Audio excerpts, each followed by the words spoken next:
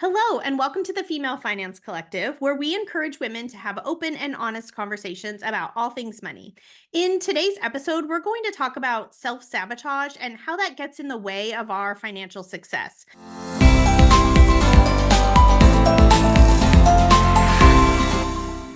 Remember, today's conversation is for educational purposes only and not specific advice, really just our experiences and our stories.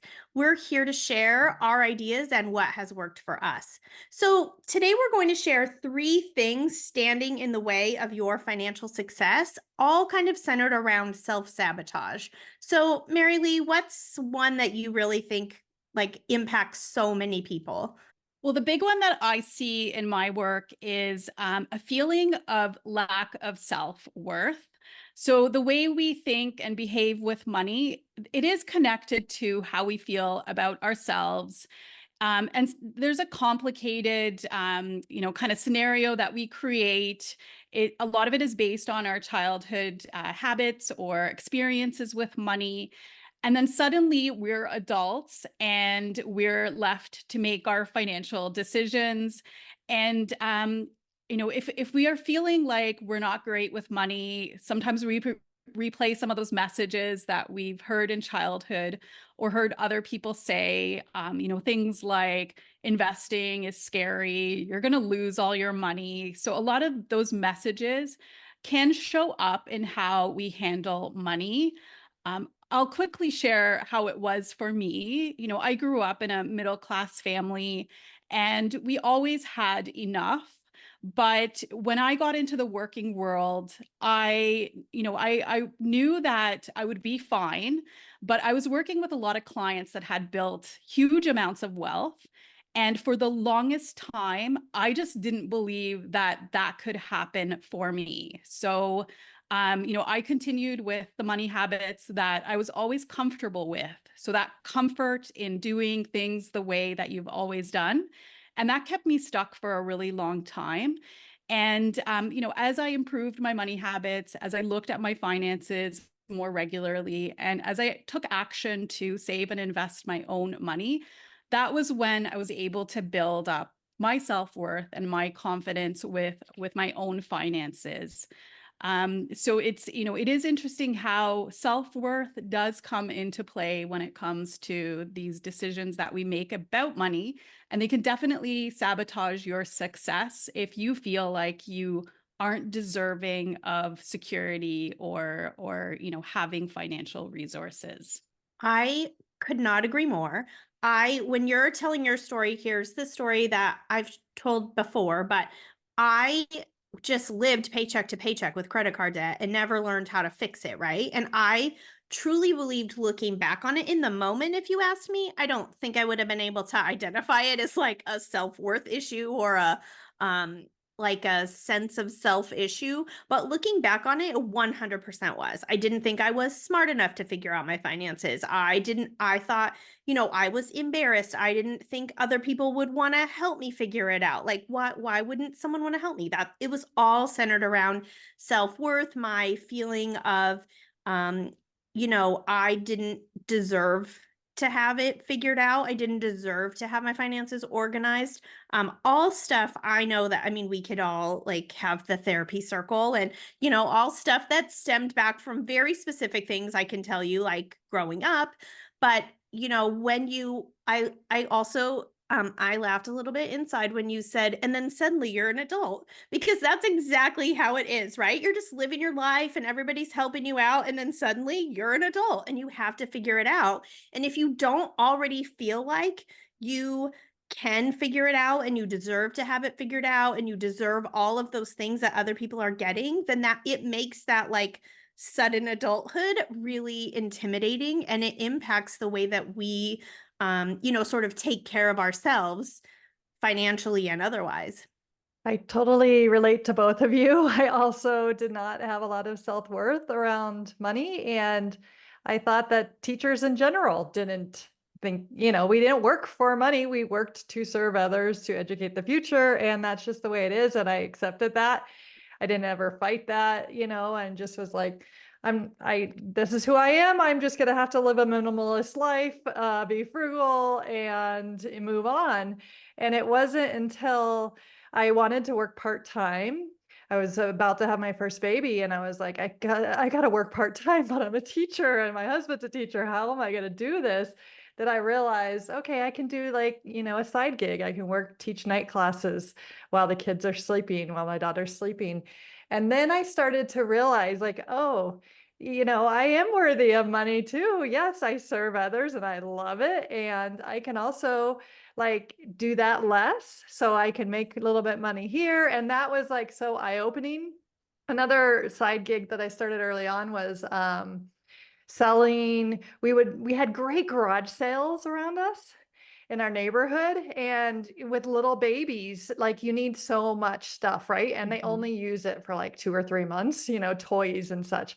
And so we would go to these garage sales and we'd buy these toys, and then my daughter would grow out of them. Or my both children at that point. And so I realized like we could make money on toys, let the kids use them for a while and then sell them.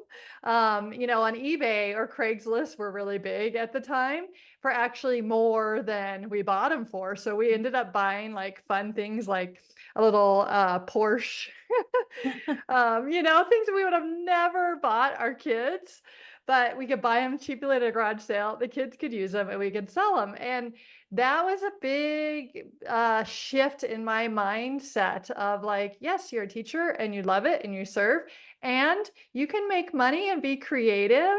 And you are worthy of that. You do have the skills. You can build the skills, right? And that's really my beginnings of like becoming financially literate just by doing. By actually doing those acts and working a night job and selling those and starting to blog and such. And my self-worth it changed. I realized I can earn more money to meet my goals or to, buy my children nice things. And so that was a big, big moment of aha for me, in realizing that I was not letting myself gain money or feel worthy because I didn't feel worthy of it. Sybil, you shared a really important message there, and that is that we are not stuck in the life that we're currently in. We can make different decisions. There are ways to earn more of an income, and you can improve your finances. It is possible. So that is really the biggest message that you shared there, was that you started to believe in yourself Exactly. and your ability to improve your finances, and in connection with that, your life. So it's right. awesome. And do what I wanted to do and work part-time, my traditional job, but still like actually improve my finances. Yeah. Game changer. And Sybil, you were going to share kind of the most important thing that you see that sabotages us with financial success. Yeah. So a second way that we self-sabotage ourselves is we really sometimes don't prioritize our values. So oftentimes we don't think, maybe we just had this discussion about self-worth. We don't think we can prioritize our values, and or society or our neighbors are doing different things that we value, so we don't prioritize them, right? Sometimes we just are in so much financial stress that what I could prioritize my values, like that's not even anywhere in our brain space, right? Because we're just like trying to pay the bills month by month or trying to save enough for our first home. So it can feel very overwhelming to even think about like, what do I want to value, and what do I value and what do I want to spend my money on? And so we end up self-sabotaging ourselves in that way. And so we really want to be able to pause and think, what are my values? What do I want to spend my money on? What do I want to possibly save money for? Or what do I want to invest into so I can get to a certain point later in life because that's something I value, right? So it really takes some intentionality and some mindfulness. And oftentimes we just don't take that pause. And so what I would really recommend is taking that pause and thinking, what do I value? And am I spending my money to match what I value? Am I saving enough money to be able to get to where I value later in life, right? So thinking about not only what we value right now, but also what do we value for our future selves, right? And this can be a game changer in your finances because again, it's self-sabotage. We just kind of put up this wall that we don't think we can think about what we value. But once we kind of flip the script and we think, okay, I value living in a neighborhood close to my husband's work, for example. That's something we really value right now. So how are we going to make that happen? We're going to need to reallocate some money. We're going to need to save some extra money. We're going to need to purchase a investment property, right? But it wasn't until we stopped, we paused, and we thought, what do we value in our life right now? And that's always changing, isn't it? Across the seasons of your life. But that is something we valued, and therefore we could move forward and move in that direction. And so we stopped self-sabotaging ourselves. And so I would just really think about ways you can make that pause and be intentional and mindful, so you can prioritize what you value. And it feels like maybe more stressful to do that because we just have to keep going a lot of times, but it actually will help us reduce our stress when we can actually spend and save and invest to meet our values with our money, right? It's like everything we do, it's so important. What do you guys think about valuing our money and self-sabotage? Well, I remember when I started to get serious with my money, it was about 7 or 8 years ago. And it was the first time I did that exercise of looking at, I think it's called the wheel of life. And it's kind of looking at the different areas of your life and some of the core values that you have. And I really took the time to step out of my everyday life. So I was in the rat race, young kids, just separated, one income, buying a house on my own and all of those things. And I took a step out of where I was and I started to dream, like just literally dream about, what I would like my life to look like.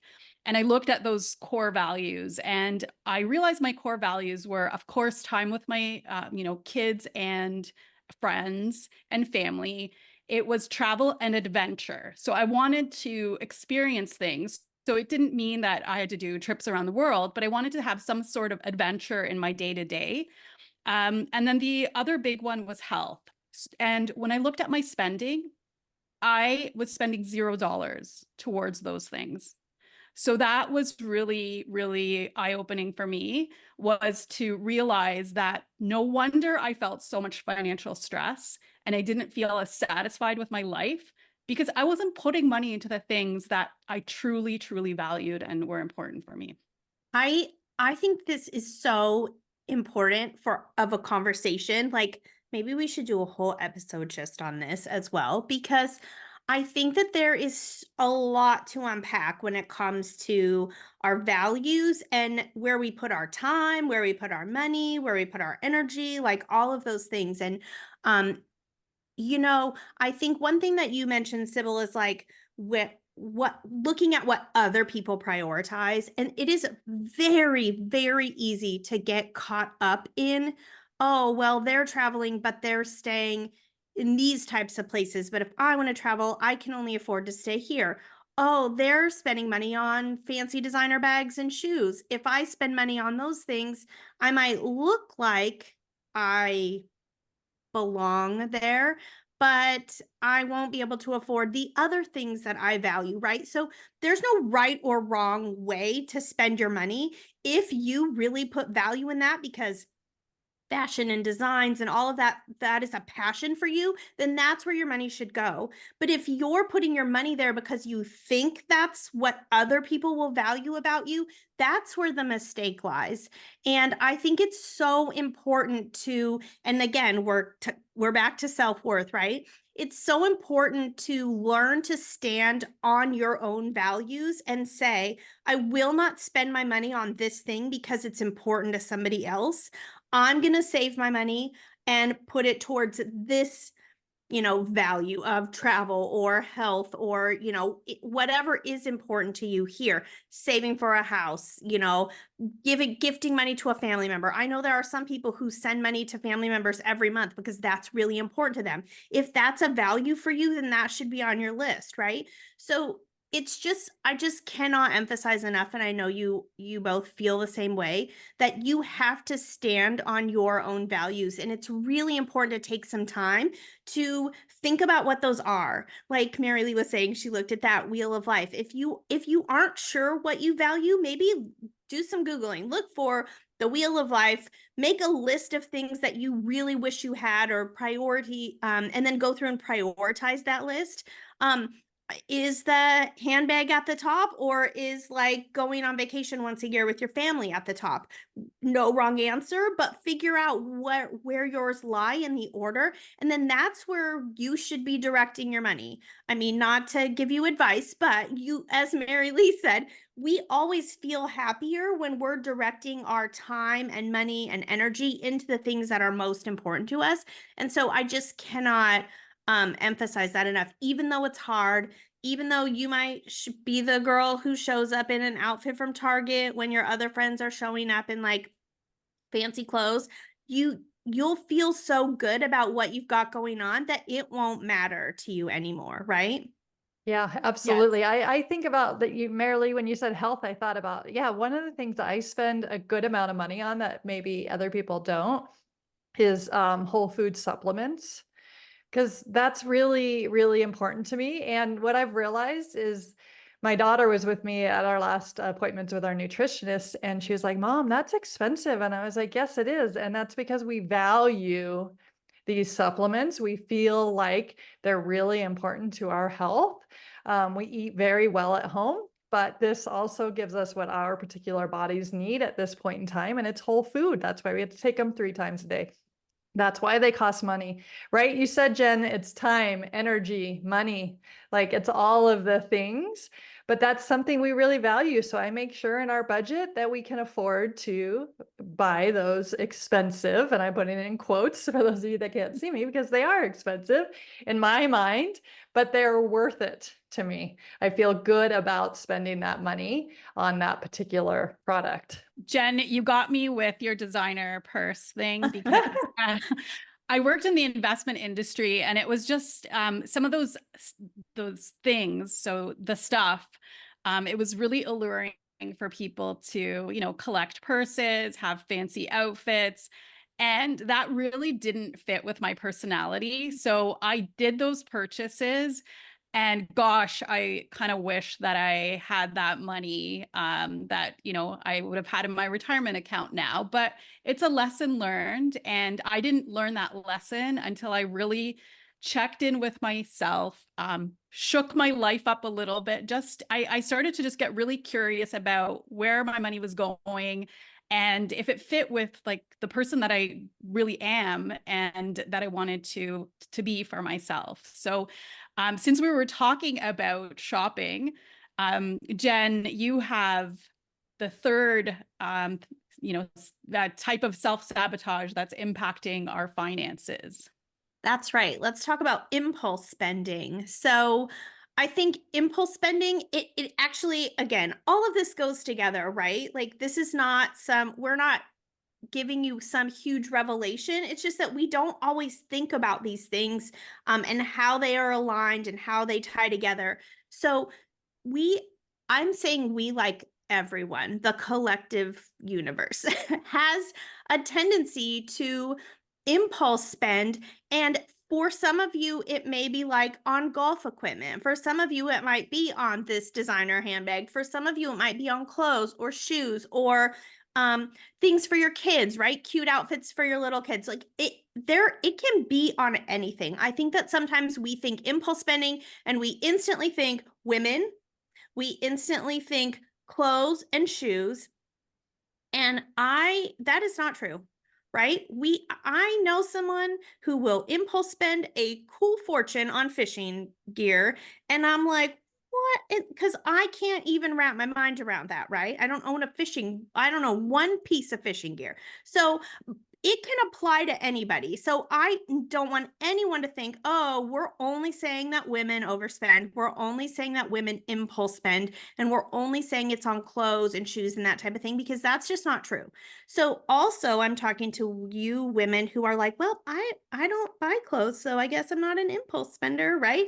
Because that would be really easy for me sometimes to be like, I don't impulse shop, but I will buy 452 kitchen gadgets, cookbooks, right? I love that stuff. So anything that we're buying because we just really like it and it's not necessarily something we need, anything we're not really thinking through, we're impulsively buying it. Anything we're purchasing out of boredom because we're having a really emotional time, right? Like I notice that if I'm super bored, sad, or like I use this term like depressed loosely. I'm not talking about like a clinical situation, but like I'm just feeling bummed or really down about something. Oh, I'll start the scroll, and then these really smart companies now have targeted ads, right? They know I've clicked on cute green sneakers, and now my feed is full of cute green sneakers. I can't tell you how many times I have clicked on that freaking website, looked at the shoes, looked to see if they had my size, and then actually out loud said to myself, Jen, you do not need these green sneakers. You would not have sought this out. They popped up in your feed. Stop clicking on them. But that is like, I'm kind of bored and I'm like, new shoes might make me feel a little bit more spring in my step, right? Or it will fill this time of boredom that I have going on. So I think impulse spending, we're all victims to it. I mean, I've also done it at the grocery store. I don't know about you guys, but I love to cook and I love food. So I'll impulsively put things in my cart that I do not need. Right? Anybody else ever put chips? We don't even hardly eat chips. And sometimes I'm like, those chips look real interesting. No. So I think that we can all fall victim to this impulse spend. Um, Sybil, do you have like some examples? Because I just think that we tend to say it's women and it's clothing, and I just really think Yeah. that I want to like bust that myth. Agree, because for me, it's definitely not. Actually, clothing is something I need to spend more money on. Um, so for me, like right now, it changes with what's going on in my life. But my daughter's just newly in college, and it's tough. She's having a hard time. We're spending hours on the phone every single day, and she's gonna do it. I'm so proud of her. But this is tough, right? And so yesterday we were on the phone and she's stressed about this and that and printing and class and her eyebrow pencil. And I was just like, get on Amazon right now while we're on the phone, buy the Amazon, buy the eyebrow pencil, buy the water bottle. She sends me the screenshots, $35. I already bought her a expensive water bottle, but I was just like, buy it. You know, it was like a total like stress, and we just need to do it and move on. And I probably, if I hadn't been in such a stressed situation, I could have been like, why don't you get the eyebrow pencil now? And then, you know, because we have Prime, it's not like it's too easy to just buy it all on there. Like it's crazy. And like she's in a situation where she doesn't have a car right now. So going to Target's not really an easy option like it was before. But even at home for my own self, it's so easy to impulse spend on Amazon. That's my weakness that I really have to check myself and remind myself. It's like, why don't we go back to the leaving it in the cart for 24-hour method, like Sybil, you know? But I would say in general, like thinking and looking back, I easily impulse spend on my kids more than anyone else. And that's something I could definitely work on, but it's related to all the things you mentioned. It's emotional, It's the targeted ads, it's the name brand. Everybody else has this brand water bottle. Like, could I get another one for $10? Perfectly fine. Yes. We had to buy the $35 one. In this circumstance, we went for it. If I did that all the time, I'd be in trouble, right? So managing impulse spending is a big deal for sure. I think that's the scary part, that you can impulse spend on pretty much anything, and it's easy to get things just to appear at your doorstep. Mhm. And I think a lot of it for me, it's wrapped up in self-worth. So I spend, because of boredom, but most often it's because I'm just not feeling as good about myself. And I think that that purchase, could help. And for women, a lot of it is targeted to shopping for clothes and beauty products and things like that. And that's how the marketing is. Like, as women, we're kind of seen as the shoppers, and men get different types of targeting that's directed towards them. But yeah, definitely it's self-worth related. And it often is like those targeted ads that I get wrapped up into. And it's really just learning to kind of take a pause. That's where things like mindfulness can really help. So just, connecting with yourself, taking, a little bit of a break away. Maybe you're waiting a day, and just understanding if it's something that you need, or if it really is just purely derived from a behavior or emotion that you're trying to compensate. Yes. And go back to those values, right? Yep. Go back to that. Does this align with my values? Is this where I really want to be spending my money? And that 24-hour rule, it works, right? Even if I'm shopping in person, I will often say, I'm going to keep shopping. And if I'm still thinking about that item, I'll go back for it. Or when I get home, if I'm still thinking about it, I'll go back tomorrow. But just kind of implementing those things that they're kind of like checks and balances, right? To make sure that you're really thinking through your spending, and that it isn't. Let me recap our 3 things. So we talked about 3 things standing in the way of our financial success. So lack of self-worth is number 1. Number 2 is prioritizing our values. And number 3 is that impulse spending. So just kind of keeping those 3 things in mind, I think, is key to really improving your financial success and your feelings about your financial success. We want you to feel good about your money, no matter how much you have, right? And if you're making good decisions that you've really thought through, then you're going to feel good about it. So thank you so much for listening today. Please be sure to like and follow our podcast. Follow us on Instagram and YouTube at Female Finance Collective. And as always, we would love to hear from you. So please don't hesitate to share your questions and topic ideas. And we look forward to chatting with you next week.